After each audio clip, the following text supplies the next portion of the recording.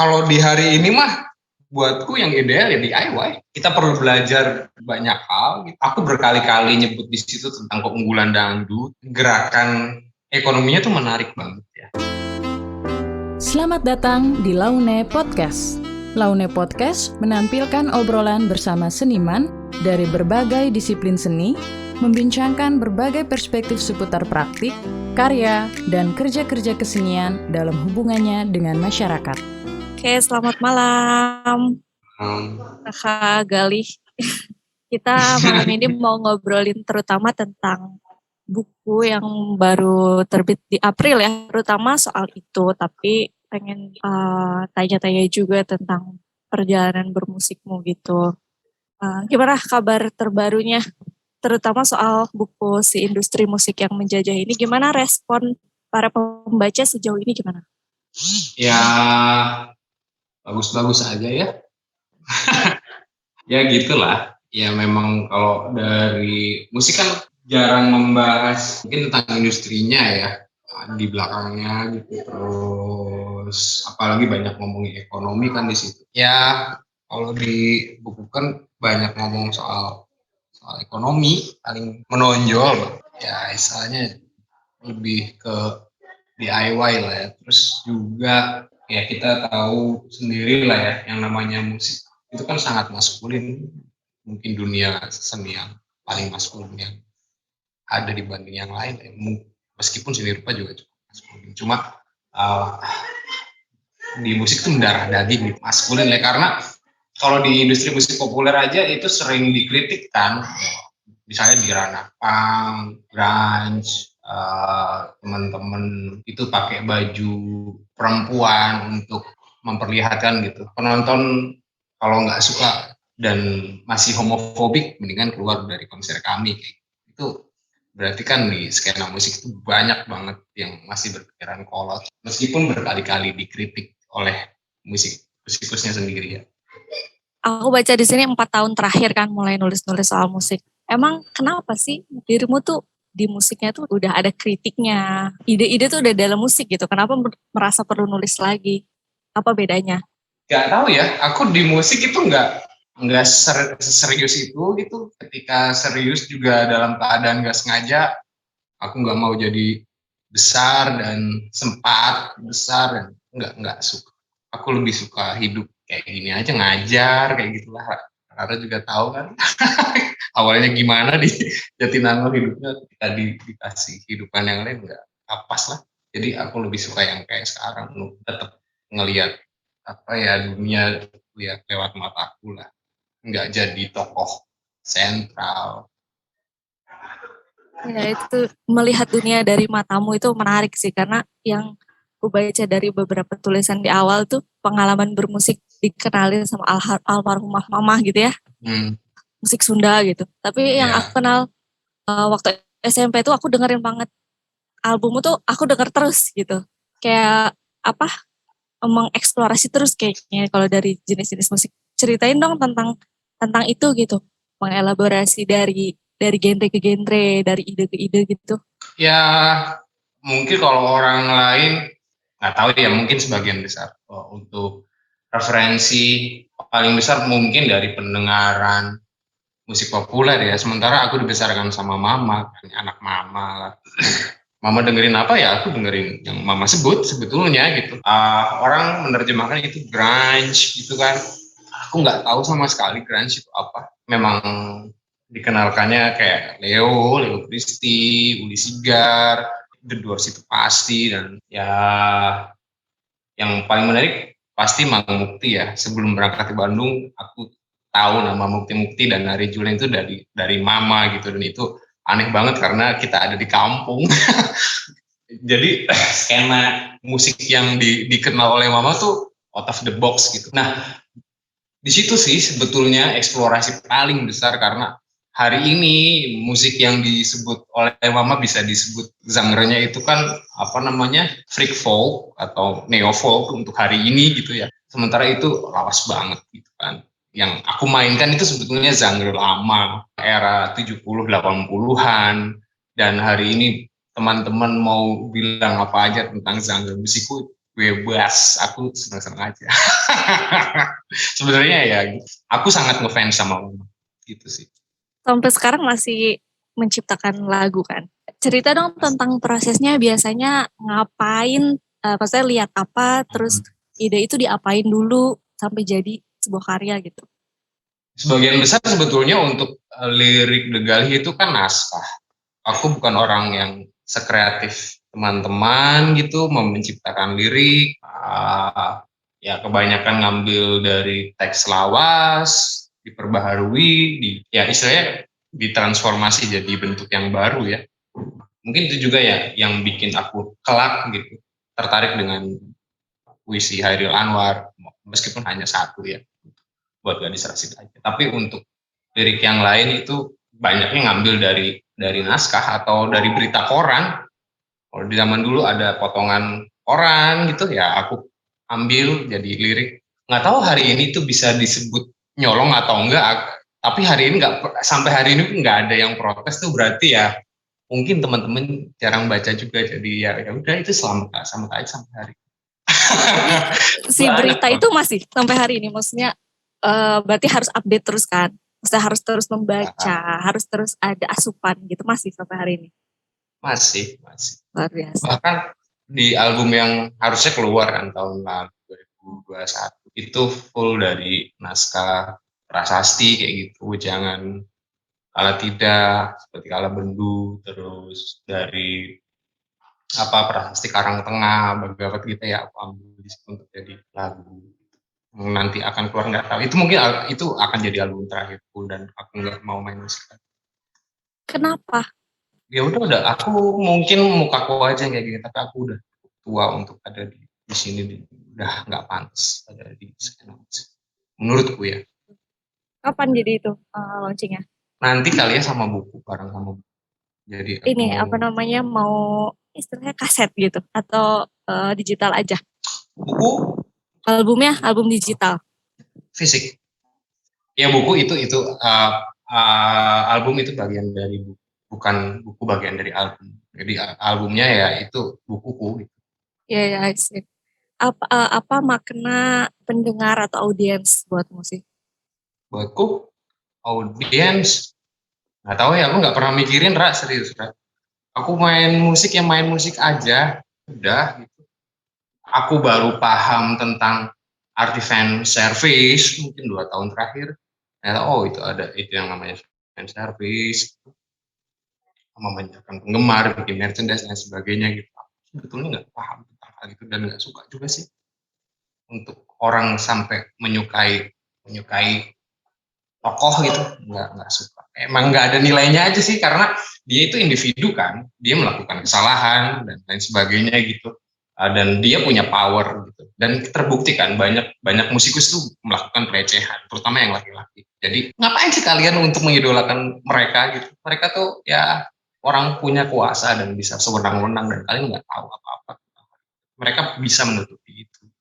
Ya, itu jadi kan menurutmu akan lebih ideal kalau si karya ini dilihat sebagai karya itu ya? Maksudnya karya benar-benar murni melihat karyanya doang gitu? Iya, tapi kan sebetulnya nggak terpisah kan. Katanya kan karya mesti dipisahkan dari sinimanya, nggak bisa dong. Itu bersatu. Itu cara pandang dia yang ada. Tapi kalau misalnya itu berbohong kan buat apa? Nggak ada artinya dong fans. Nggak perlu sih menurutku. Lalu seberapa penting pasar ya atau audiens lah? Karena ya kalau ngomong audiens pasti ngomong pasar nggak sih? Pasti ngomong tentang konsumen gitu lah. Seberapa penting pasar itu kalau dibandingkan dengan gagasan? Dan pasti ada tegangan kan antara kedua hal ini kan. Apa yang diminta gitu. Karena teori ekonomi gitu lah ya.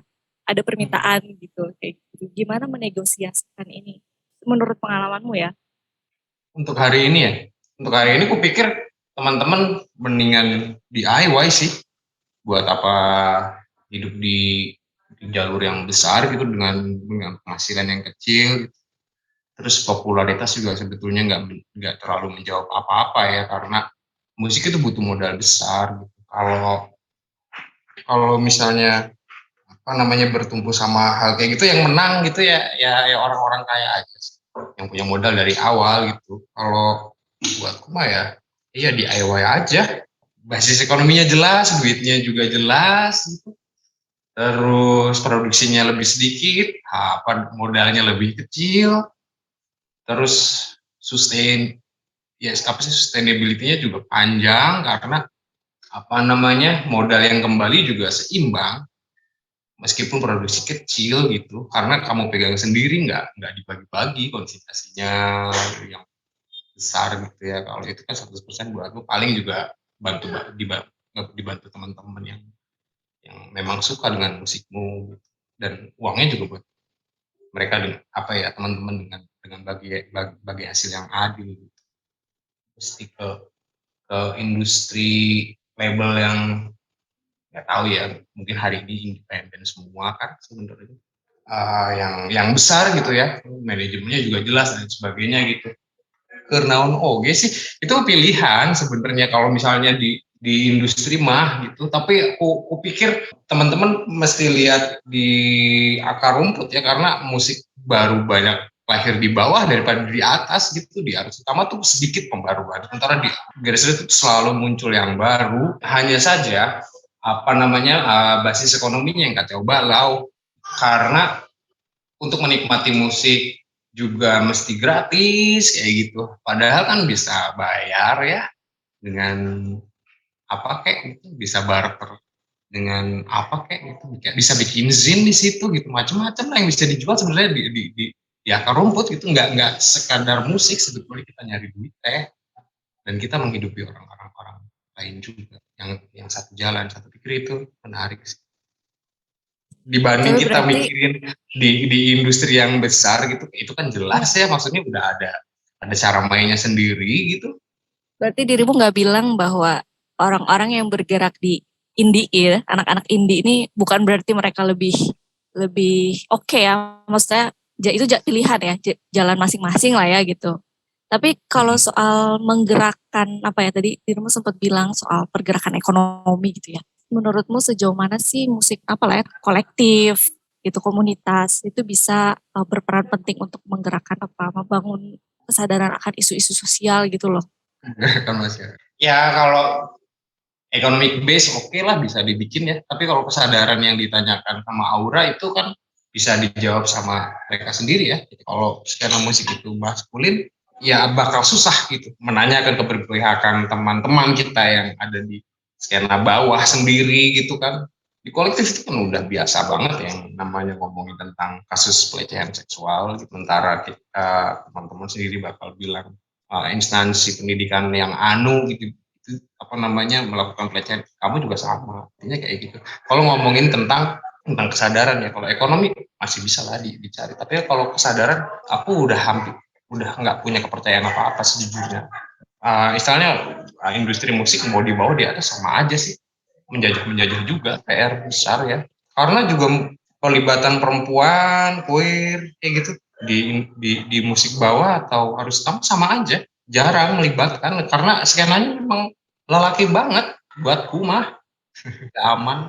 Dirimu bikin satu bagian khusus gitu di dalam buku ini, nggak ngomong yang jauh-jauh, ngomong yang dekat, apalagi dirimu kan di musik aja gitu. Apa sih sebenarnya yang paling pengen disampaikan dari buku ini ke para pembaca? Industri yang sehat, Ra. Mau dimanapun ya, mau di arus utama dan sampai ke akar rumput ya. Tapi kan persoalan mau di akar rumput dan arus utama sebetulnya sama-sama congkak ya di kacamataku di beberapa tahun terakhir gitu. Mereka ya kita-kitaan lah ya, baru akan bilang keren musik dangdut ketika dicampurin sama jazz, bahkan bilang wow musik dangdut naik kelas kayak gitu. Itu di skena India aja elitis gitu loh pikirannya ya, dan itu kan lucu. Dari hal kayak gitu udah geli, gimana mereka mau belajar tentang independensi yang kerjain sama teman-teman dangdut. Memang di dangdut juga ada eksploitasi, ada jelas besar, karena dangdut itu industri yang lebih besar daripada musik populer yang kita kenal gitu. Duitnya gede banget, satu hari gitu mereka bisa manggung berkali-kali dan duitnya puluhan juta. Kita nggak ada apa-apanya sebetulnya dibanding dangdut, tapi mereka sadar untuk ngebentuk basis ekonomi yang bisa ngidupin mereka sebagai player, mereka sebagai bagian dari komunitas atau masyarakat. bagaimana musik mereka bisa ngidupin desa kayak gitu. Bahkan kalau ditarik sampai kota itu ada di Banyuwangi, kotanya dihidupi oleh dangdut kayak gitu. Itu kan nggak terjadi sama musik lain ya, genre musik lain yang berfavifu was-wesos lah ya tentang kepedulian pada masyarakat dan sebagainya. Tapi mereka sendiri nggak dekat dengan masyarakat gitu. Ya bener-bener terpisah lah, nggak mau belajar gitu tentang dangdut aja udah bikin ketawa sih buat Umah gitu. Karena dangdut teh pang sih cek kurang mah. Nggak tahu ya, di era digital ini makin ngeri ya yang kayak gitu ya, gerakan kelas-kelas musik ini tuh jadi makin ngeri gitu loh. Bullying tuh sekarang udah ke ranah musik kalau aku lihat di Twitter, di Facebook gitu, kayak ada sekelompok orang yang mendaku diri lebih oke karena mendengarkan apa dibandingkan orang lain yang mendengarkan apa gitu. Jadi ngeri lah menurutku. Terus ini dong cerita lagi tentang buku ini. Setahuku ada satu tulisan yang pernah di Jurnal Ruang ya, buat Gadis Rashid. Kalau sisanya itu belum pernah dipublikasikan dimanapun kah? Beberapa dari Hairil Anwar buat Gadis Rashid itu pernah dijual di Jurnal Ruang. Snobisme juga pernah di Jurnal Ruang. Represi, overwork tentang musikus itu pernah di Hari Ini. Nick Drake di Whitworth Journal. Ngulang lagi pertanyaan yang awal, sebenarnya penasaran sama respon ketika kamu kritik. Ya maksudnya ya kritik lah ya, kritik terhadap ekosistem musik yang tidak sehat. Itu ada gak sih yang ke-trigger gitu? Kayak tersinggung lah atau merespon? Nggak berharap apa-apa sih dari buku itu, cuma itu sebenarnya bukan buat musikus, buat orang umum. Yang di balik layar juga enggak juga. Itu bisa diperhatikan siapa aja. Kalau mau bikin ruang aman untuk kesenian, intinya sih di situ sih. Tapi aku pakai perspektifnya musik. Karena di musik kan lapisannya banyak ya. Karena dia dekat dengan film, dekat dengan teater, ya macam-macam lah. Tapi kan lapisan exploitnya yang paling kentara, dan di industri kreatif dia yang paling bawah kan. Jadi yang paling atas kan film ya, kuliner, apalagi ya buku. Pokoknya yang terakhir itu musik aja. Itu ditindasnya paling parah, tapi paling congkak gitu. Buatku sih congkak. Selain soal maskulinitas, ada lagi nggak yang menurutmu jadi patokan bahwa oh ini nih ekosistem yang aman, ini ekosistem yang sehat gitu? Ya kalau di hari ini mah buatku yang ideal ya DIY. Kita perlu belajar banyak hal. Aku berkali-kali nyebut di situ tentang keunggulan dangdut gitu ya. Ya meskipun dangdut itu dia banyak sih celahnya. Cuma gerakan ekonominya tuh menarik banget ya.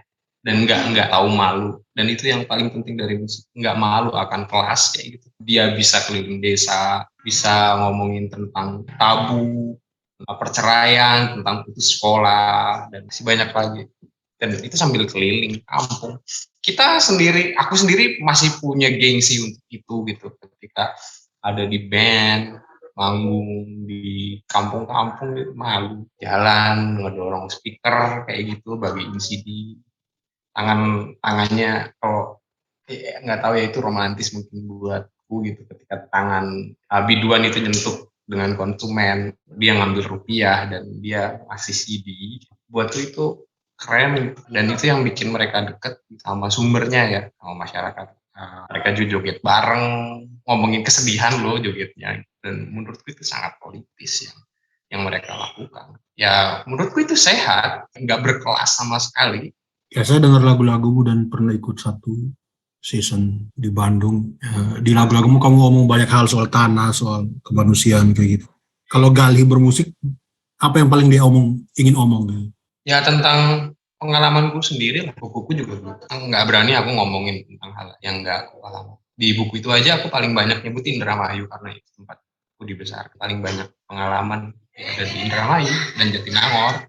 Dua tempat itu yang paling sering diceritakan. Pengalaman di mana aku hidup itu diceritain. Pasti orang lain juga punya pengalaman yang serupa dengan tempat yang lain. Di mana, tapi yang namanya pengalaman mirip mah pasti ada kan. Kita bisa merasakan pengalaman di Roma gitu, bandingannya Indramayu kan bisa. Kan kayak novel fiksi kan gitu ya.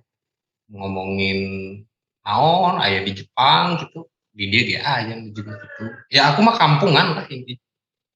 Memperlakukan musik. Pengen banget bilang jelek, sumpah. Aku ya masalahnya ya, kemudian indinya dianggap genre bukan modus gitu. Indie berarti ya omong soal sore gitu.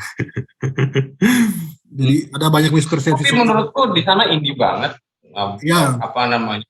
Caca, joget apalah, lagu disco itu menurutku indie banget ya. dan itu menubuh gitu loh, sesuai dengan masyarakatnya suka joget, ya kan? Ngapain lu bikin musik yang nggak sesuai dengan masyarakat? Kamu tuh alien gitu, buatku sih. Musisi indie yang kita kenal tuh alien gitu, makhluk asing.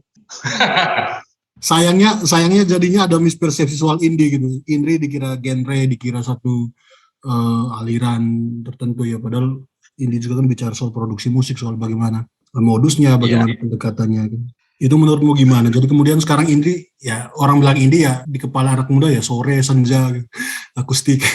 Oh, ada minor lah ya. Nggak usah diperpanjang sih bahasanya. Mungkin penerjemahan mereka tentang ya kayak gitu, romantis gitu ya, nyeritain hal yang tidak kita punya. Dan itu juga bentuk penjajahan, eksotik sekali. Padahal di mana-mana ya adanya juga perampasan ruang hidup. Kalau misalnya kamu ada di kelas menengah atas, ya kamu nggak merasakan namanya ditindas. Kalau misalnya sampai masyarakat menengah bawah ngomongin tentang sore yang indah gitu, nggak punya bergaining politik gitu, menurutku itu omong kosong, nggak mungkin. Orang dangdut ngomongin cinta aja itu politis, masa kamu ngomongin tentang sore hari yang tidak kamu punya sorenya, istilahnya kayak apa namanya, sepotong senja untuk pacarkunya Seno, kan tidak kamu punya, kamu mendambakannya gitu, bahkan ingin sekali dimasukkan ke kantong kamu, tapi kamu nggak punya. Nah, kayak gitulah musik-musik yang kamu maksud sebetulnya kan, kayak Cerpen Seno. Ya ketawa aja, mereka memang patut ditertawakan. Yang nggak tahu lah ini snob atau bukan ya, tapi itu kenyataan. Soal audiens lagi sih, soal audiens itu juga penting menurut saya. Kayak ya kalau di timur lah ada rap timur yang ya pendengarnya sangat spesifik, ya viewersnya juta-jutaan gitu. Menurutmu gimana tuh fenomena-fenomena kayak gitu? Ya nggak apa-apa, semuanya juga nggak apa-apa sebenarnya. Tapi kan kalau misalnya diseret itu di soal kesadaran yang tadi disebut aura ya, dan merujuk lagi ke buku, ya itu bermasalah gitu, nggak punya kesadaran.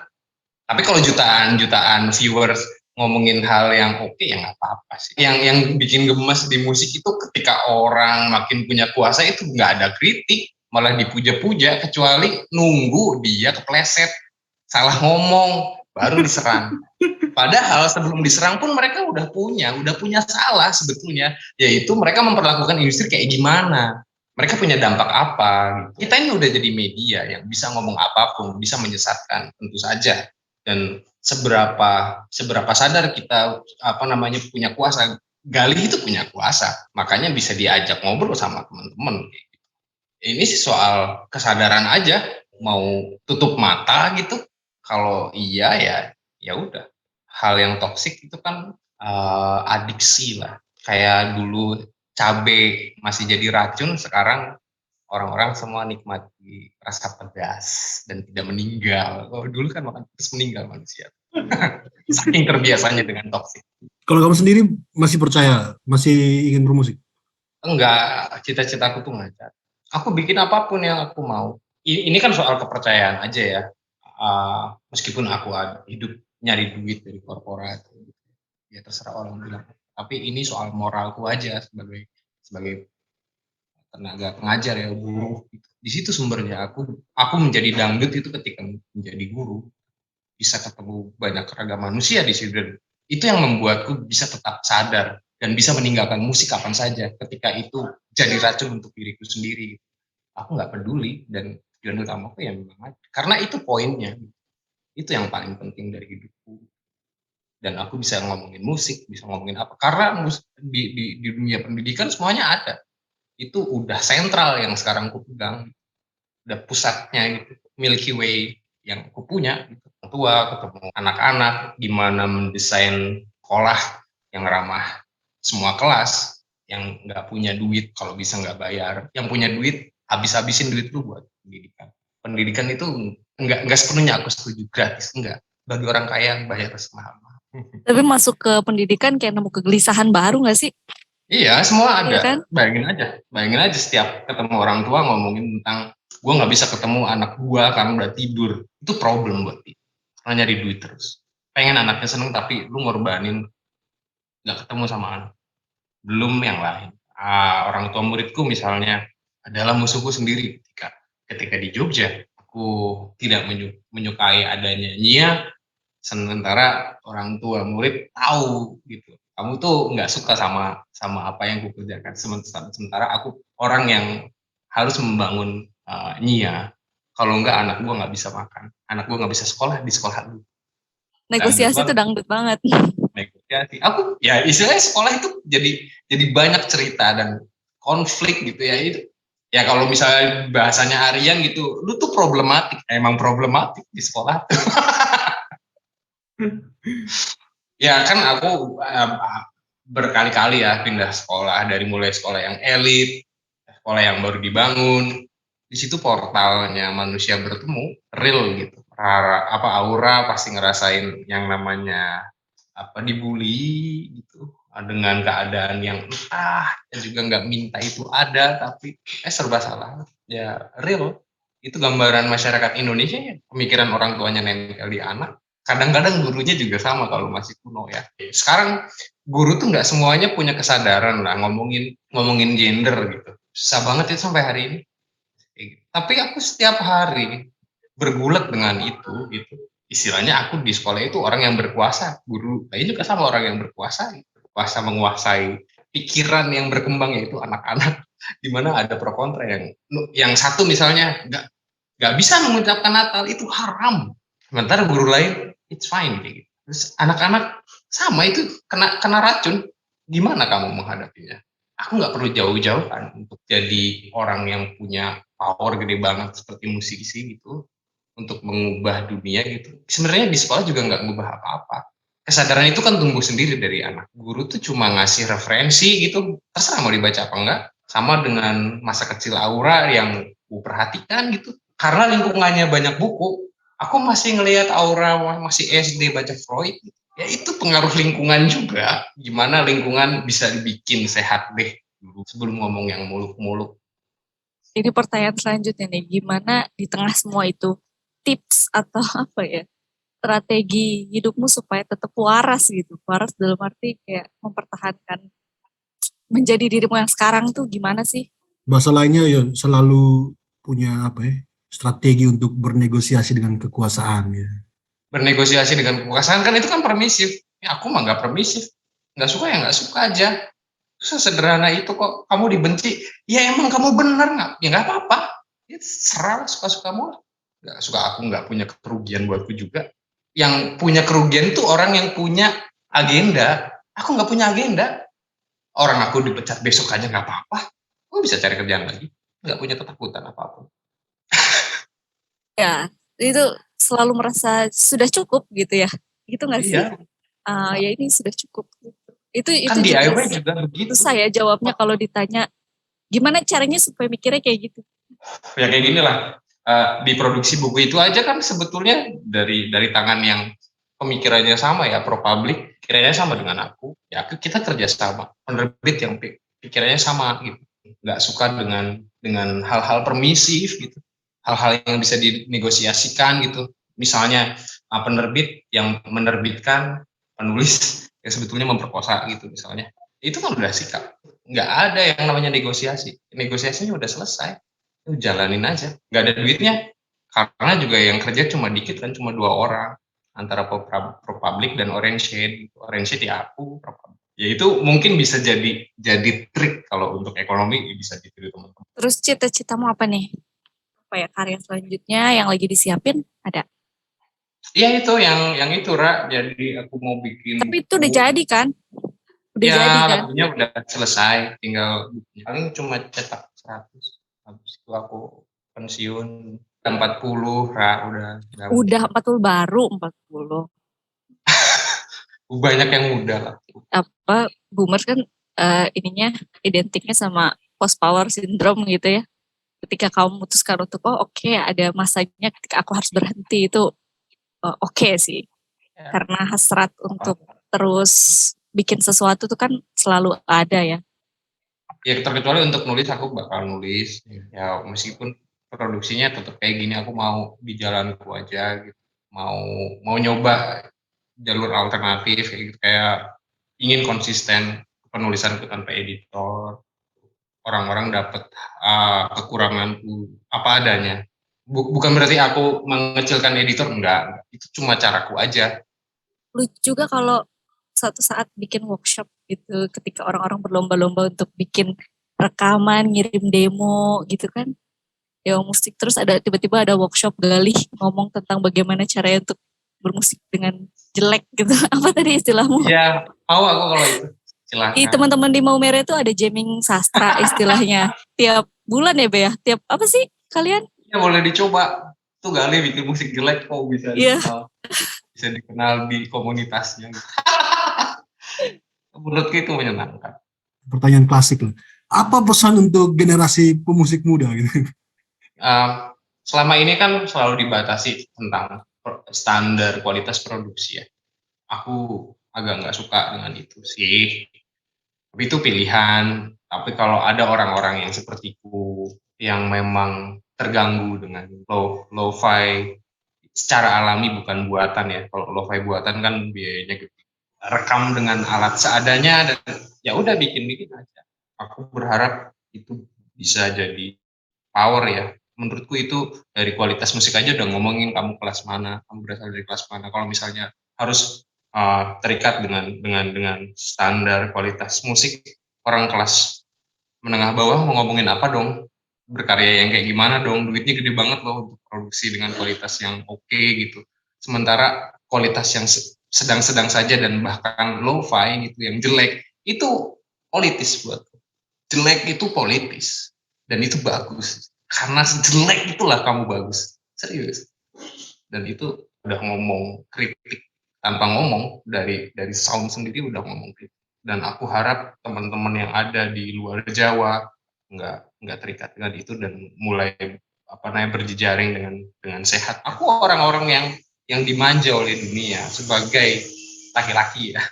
Tahu cara DIY mesti kayak gimana.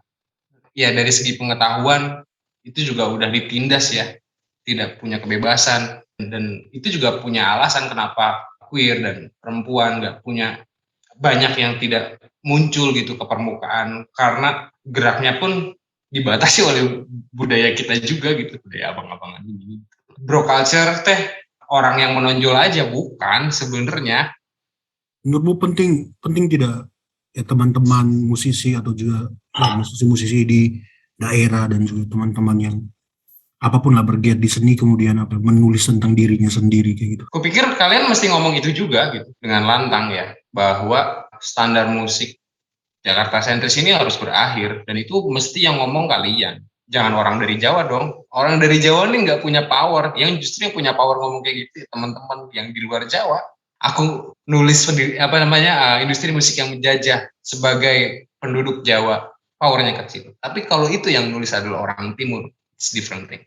Itu efeknya lebih besar. Buatku ya, orang Bandung, Jakarta, mau kota besar yang ada di Jawa. Ketika dia nulis bagus, itu jelek bro, sis. Karena apa? Mereka dekat dengan sumbernya.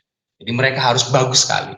Mereka sudah dimanja dengan perpustakaan, pusatnya. Kalau lu masih nulis di tahap standar, itu jelek bukan main.